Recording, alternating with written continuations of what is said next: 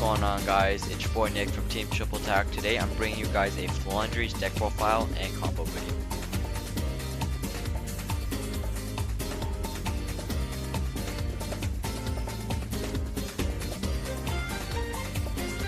So for the main deck, we have 3 copies of Floowandereeze Robina. Obviously this is your 1-card combo that we'll be showing you, and it's very powerful because you always want to see this in your opening hand. Obviously you got to max out on this.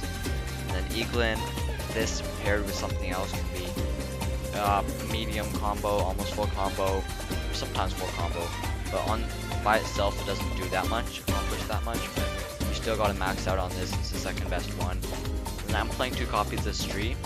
You can play 1 copy of Stree. It doesn't matter that much. It's just sometimes in the grind game you'll need the second one. It also has a very great effect where you can actually summon on your opponent's turn and then just banish their cards, like Promethean Princess or any graveyard effects really, and then you get an extra normal summon. So yeah, it's really good. And then you got 1 copy of Toucan on summon. This one adds back advantage Floowandereeze monster, normal summons. Then obviously they all have the effect of chain block, because when they're banished, if you summon you can add back to hand, so you can go like chain 1, 2, 3, 4. So it's pretty good. And then 2 copies of N-Pen. Now I know some people are playing 3, but I think that's just maxing out, because then you'll start breaking on them. You don't really need to see 2 of them in your hand. So I feel like 2 is just good enough. And then the 2 level 7 or higher wing beasts we're playing is Ryza. This one bounces cards. It's pretty beefy also. And then Mist Valley Apex Avian. This is the Omni Negate, which is pretty good. Obviously, Omni Negate against this meta is probably better than Mega Monarch, and most of the time for the trap card I'm usually just going for Avian when I'm searching off of Avian, because I think this is better than this. You can also loop this, because you return it to the hand and then you activate trap, summon this, normal summon this, and then you get 2 negates. So yeah. Then obviously the best card in the deck, D-Fissure. This kills Sony decks, Fiendsmith, Snake Eye. It hurts a lot of rogue decks also, so this is a must play. And I forgot to talk about the last Floowandereeze card that you could play, but we're not playing it. That is the Floowandereeze Snowl. Now we're not playing that, but if you wanted to, you could play it. And then we're playing 3 copies of Pot of Duality, 3 copies of Prosperity. Now this is just for consistency, because you don't have that many starters in your deck, so that's why you have to max out on the consistency. And then 3 copies of Advent. This dodges Imperm and Valor, and then any other targeting effects like Hot Red Dragon, Archfiend, or something like that.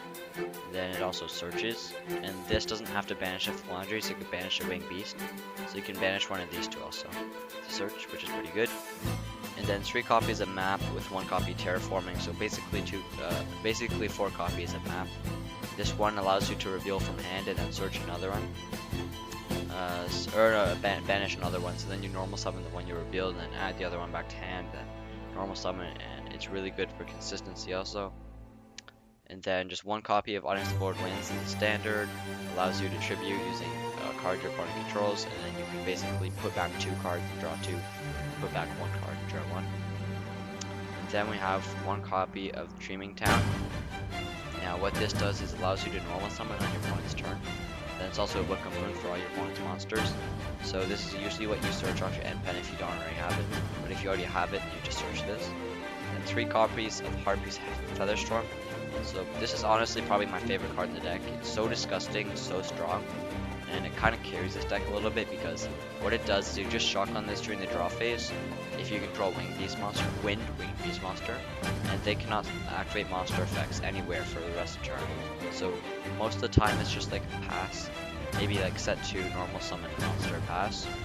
But yeah, it's incredibly powerful against the meta, because what are you gonna do with Snake Eye Ash, Fiendsmith, Poplar, all your starters? They just go to shit because they don't do anything.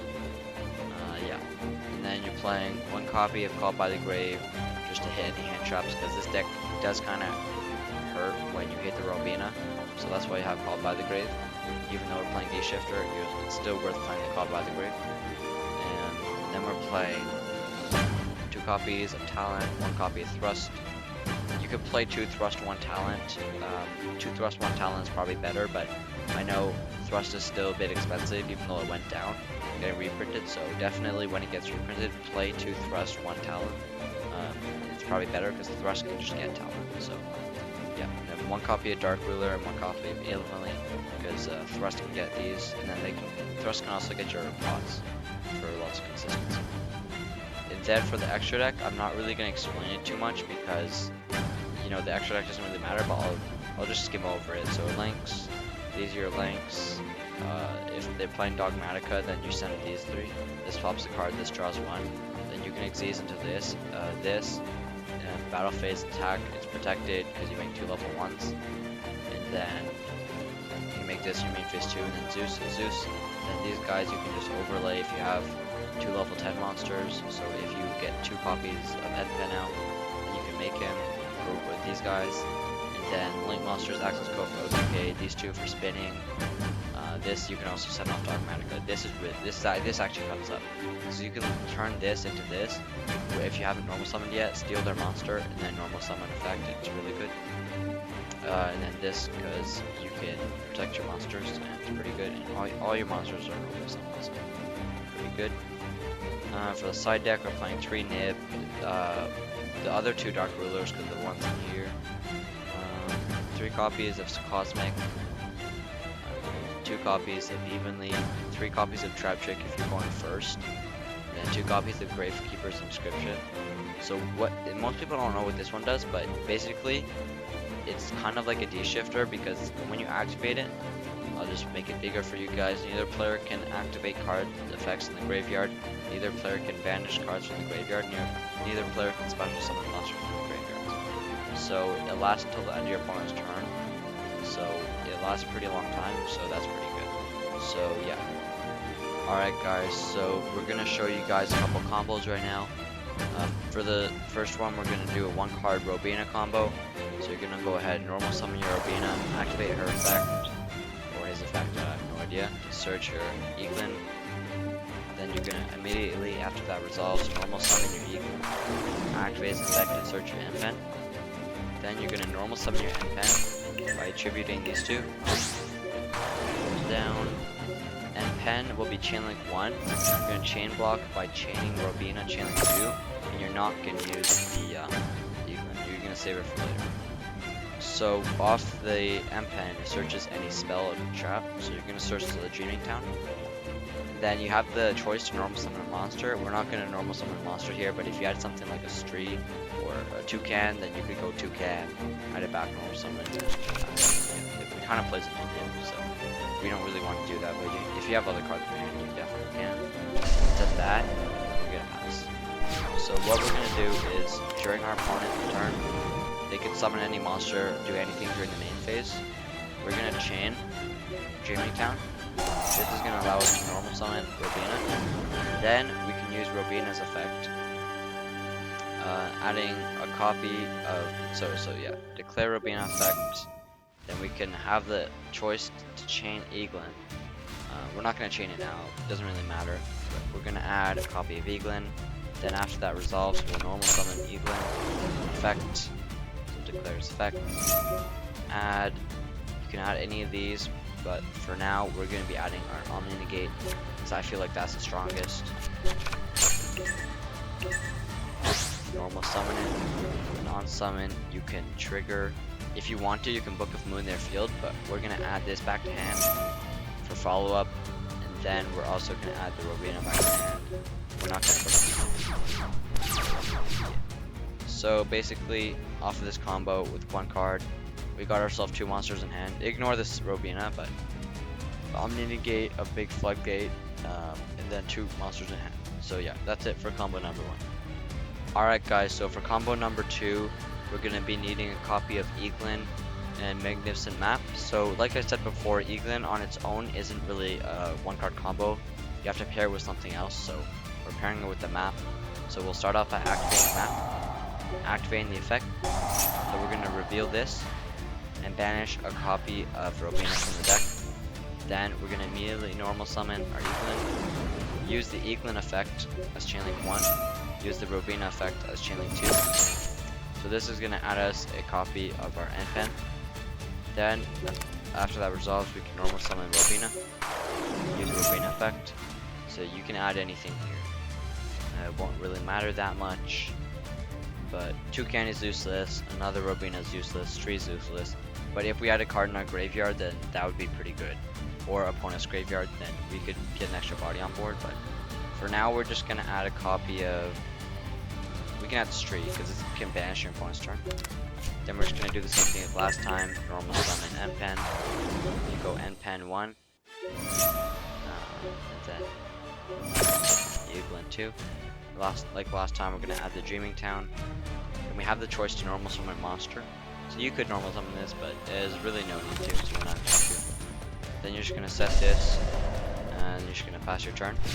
So like before, during your opponent's main phase, you also have the additional effect to normal summon and win the map. When your opponent normal summons a monster, you can normal summon. We're just going to, we have the choice to normal summon, sure, we can just normal summon Eglin. Doesn't really matter. Eglin 1. Robina 2. What you do from this point on doesn't matter that much. It's basically just what you do at the start during your own turn, but during your opponent's turn you can kind of like switch it up depending on what deck you're playing against.